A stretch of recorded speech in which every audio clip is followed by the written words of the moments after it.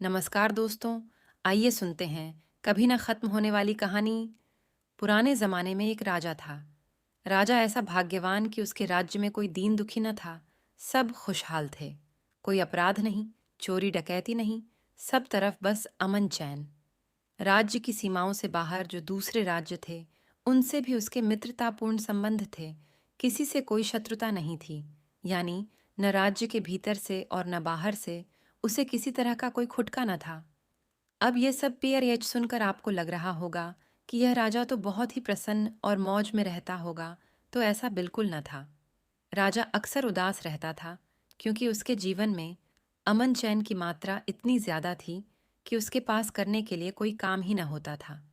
दरबार में खाली बैठे बैठे समय काटना उसके लिए सबसे बडाढ़ी मुसीबत थी। उसके दरबारीगण अक्सर उसे किस्से कहानियां सुनाया करते, जिन्हें सुन सुनकर वह अपना समय काटा करता। फिर ये हुआ कि धीरे धीरे उसे कहानियां सुनने का चस्का लग गया। जैसे ही एक कहानी खत्म होती, वह दूसरे दरबारी से कहानी सुनाने का आग्रह करता।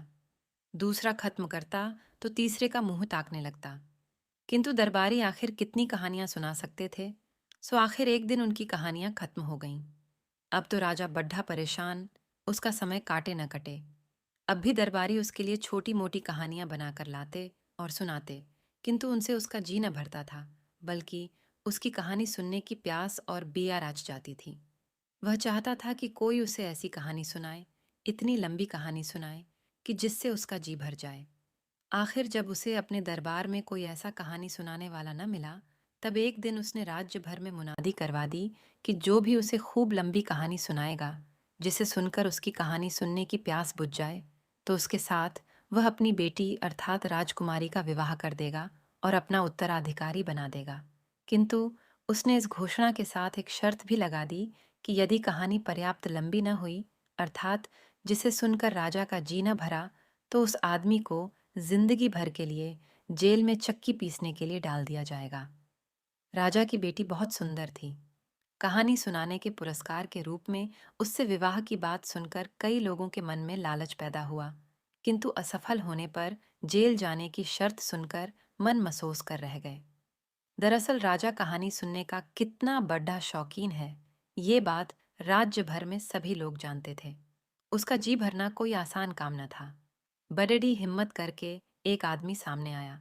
उसने राजा को कहानी सुनाना शुरू किया। उसकी कहानी 3 महीने तक चलती रही।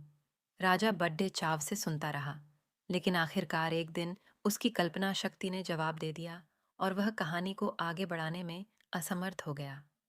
शर्त के मुताबिक राजा ने उसे जेल में डलवा दिया। इसके आगे की कहानी हम आपको अगली वीडियो में सुनाएंगे। तब तक के लिए आप हमारे चैनल को सब्सक्राइब कर दें तथा वीडियो को लाइक और शेयर ज़रूर करें। धन्यवाद मित्रों।